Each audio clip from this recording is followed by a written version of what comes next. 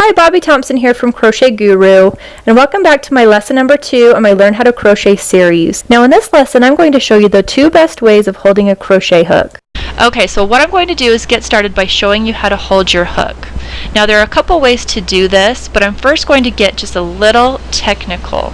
But don't worry, because I'm going to go over this part fairly quickly. Now there are 5 parts to a crochet hook: the point, the throat, the shaft, the thumb rest, and the handle.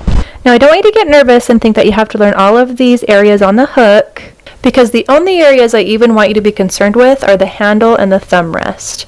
And the reason for this is because I'm going to be using these 2 terms a lot when describing how to hold your crochet hook. Now it is important to know that the crochet hook is placed in your dominant hand. And there are 2 ways that I know of that you can actually hold your hook. The first way I'm going to call the knife method.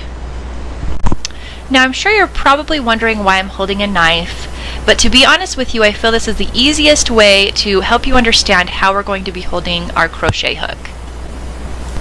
So it can't get any easier than this. We're basically going to hold our crochet hook the exact same way I just held the knife. Now the only thing you need to make sure of is that your thumb and middle finger are grasping the thumb rest and that your handle is resting against your palm. So this next method I like to call the fork method. Now some people call this the pencil method, but I'm going to stick with the fork method. And what you're going to do is hold your crochet hook exactly the same way I'm holding this fork. Now in this method, make sure your thumb and forefinger are gripping the thumb rest and that your handle is resting on the fleshy area above your forefinger. Now I'm not sure what this area above the forefinger is actually called, but just make sure that is where your handle is resting.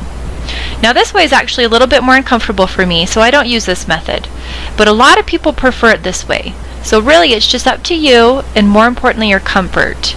Now your hands can become cramped if you don't have the right grip on your hook, so try using both methods for a while until you get the right feel, and then go ahead and choose one that's best for you. Now if you find yourself using a completely different technique to holding your hook, stick with it. If it works for you, that's great. Thank you so much for watching this tutorial. I hope you've learned a lot and have a really great day.